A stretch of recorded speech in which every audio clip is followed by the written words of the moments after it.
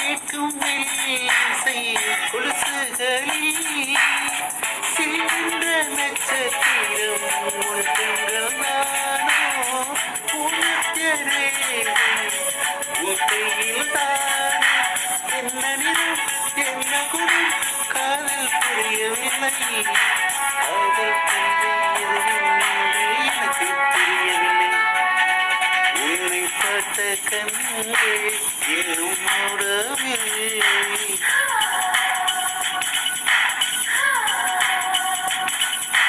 போதும் போதும் என்றேன் மீண்டும் கேட்கவில்லை